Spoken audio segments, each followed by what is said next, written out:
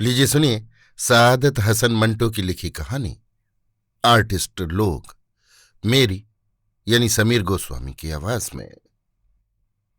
जमीला को पहली बार महमूद ने बागे जिन्ना में देखा। वो अपनी दो सहेलियों के साथ चहलकदमी कर रही थी।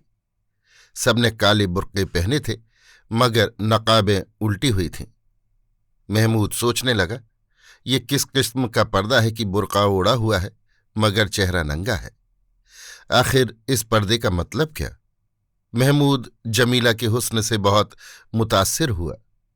वो अपनी सहेलियों के साथ हंसती खेलती जा रही थी। महमूद उसके पीछे चलने लगा। उसको इस बात का कतन होश नहीं था कि वो एक गैर अखलाकी हरकत का मुर्तकिब हो रहा है। उसने सैकड़ों मर्तबा जमीला को घूर घूर के देखा। इसके अलावा एक दो बार उसको अपनी आंखों से इशारे भी किए, मगर जमीला ने उसे दरखूर एतना न समझा और अपनी सहेलियों के साथ बढ़ती चली गई। उसकी सहेलियां भी काफी खूबसूरत थीं, मगर महमूद ने उसमें एक ऐसी कशिश पाई जो लोहे के साथ मकनातीस की होती है। वो उसके साथ चिमट कर रह गया। एक जगह उसने जुर्रत से काम लेकर जमीला से कहा, हुजूर, अपना नकाब तो संभालिए, हवा में उड़ रहा है। जमीला ने यह सुनकर शोर मचाना शुरू कर दिया। इस पर पुलिस के दो सिपाही जो उस वक्त बाग में ड्यूटी पर थे दौड़ते आए और जमीला से पूछा, बहन क्या बात है? जमीला ने महमूद की तरफ देखा जो सहमा खड़ा था और कहा, ये लड़का मुझसे छेड़खानी कर रहा था। जब से मैं इस बाग में दाखिल हुई हूं ये मेरा पीछा कर रहा है। सिपाहियों ने महमूद का सरसरी जायजा लिया और उसको गिरफ्तार करके हवालात में दाखिल कर दिया, लेकिन उसकी जमानत हो गई। अब मुकदमा शुरू हुआ। उसकी रुएदाद में जाने की जरूरत नहीं, इसलिए कि ये तफसील तलब है। किस्सा मुख्तसर ये है कि महमूद का जुर्म साबित हो गया और उसे 2 माह कैद बामुशक्कत की सजा मिल गई। उसके वालिदैन नादार थे, इसलिए वो सेशन की अदालत में अपील न कर सके। महमूद सख्त परेशान था कि आखिर उसका कसूर क्या है। उसको अगर एक लड़की पसंद आ गई थी और उसने उससे चंद बातें करनी चाही, तो ये क्या जुर्म है जिसकी पादाश में वो 2 माह कैद बामुशक्कत भुगत रहा है? जेल खाने में वो कई मर्तबा बच्चों की तरह रोया।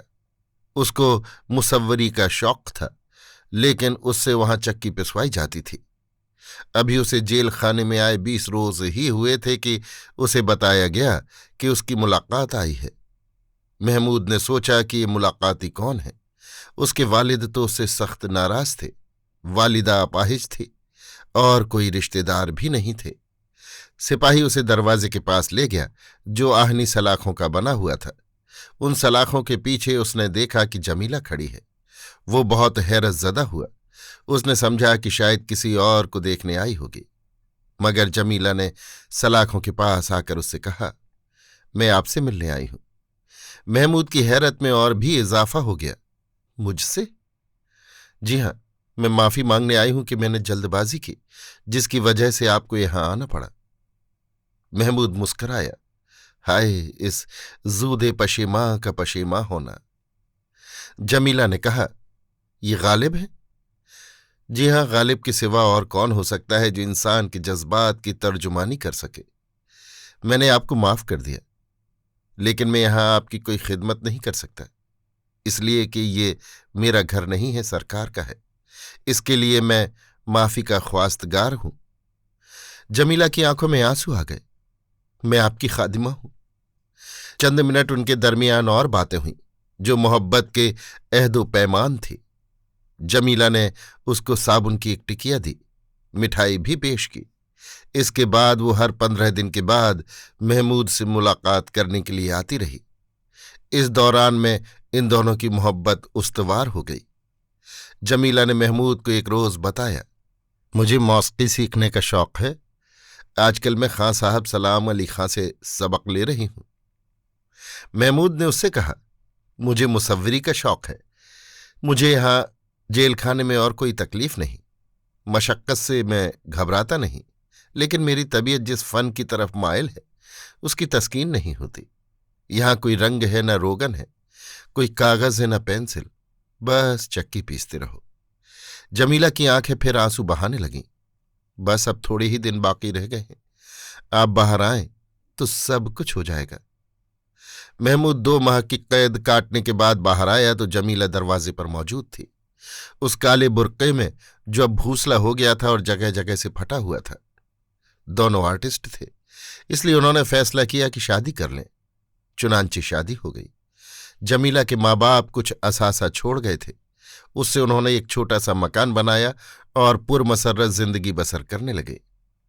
महमूद एक आर्ट स्टूडियो में जाने लगा ताकि अपनी मुसव्वरी का शौक पूरा करे।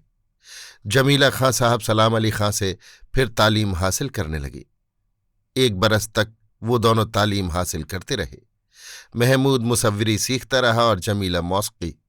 उसके बाद सारा असासा खत्म हो गया और नौबत फाकों पर आ गई। लेकिन दोनों आर्ट शैदाई थे। वो समझते थे कि फाके करने वाले ही सही तौर पर अपने आर्ट की मेराज तक पहुंच सकते हैं, इसलिए वो अपनी इस मुफलिसी के जमाने में भी खुश थे। एक दिन जमीला ने अपने शौहर को ये मुज़्दा सुनाया कि उसे एक अमीर घराने में मौसीकी सिखाने की ट्यूशन मिल रही है। महमूद ने यह सुनकर उससे कहा, नहीं, ट्यूशन व्यूशन बकवास है, हम लोग आर्टिस्ट हैं।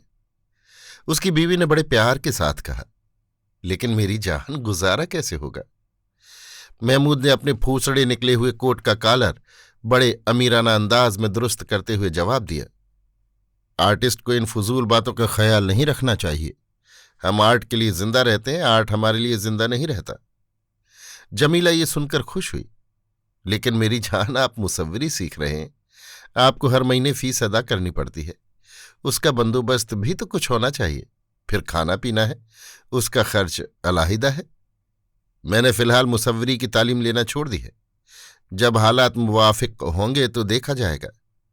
दूसरे दिन जमीला घर आई तो इसके पर्स में 15 रुपये थे, जो उसने अपने खाविंद के हवाले कर दिए और कहा, मैंने आज से ट्यूशन शुरू कर दी है, ये 15 रुपये मुझे पेशगी मिले हैं, आप मुसव्वरी का फन सीखने का काम जारी रखें। महमूद के मर्दाना जज्बात को बड़ी ठेस लगी। मैं नहीं चाहता कि तुम मुलाजमत करो, मुलाजमत मुझे करना चाहिए। जमीला ने खास अंदाज में कहा, हाय, मैं आपकी गैर हूं, मैंने अगर कहीं थोड़ी देर के लिए मुलाजमत कर ली है तो इसमें हर्ज ही क्या है? बहुत अच्छे लोग हैं। जिस लड़की को मैं मौसीकी की तालीम देती हूं बहुत प्यारी और ज़हीन है। ये सुनकर महमूद खामोश हो गया। उसने मजीद गुफ्तगू न की। दूसरे हफ्ते के बाद वो 25 रुपये लेकर आया और अपनी बीवी से कहा, मैंने आज अपनी एक तस्वीर बेची है, खरीदार ने उसे बहुत पसंद किया, लेकिन खसीस था, सिर्फ 25 रुपये दिए। अब उम्मीद है कि मेरी तस्वीरों के लिए मार्केट चल निकलेगी। जमीला मुस्कुराई, तो फिर काफी अमीर आदमी हो जाएंगे।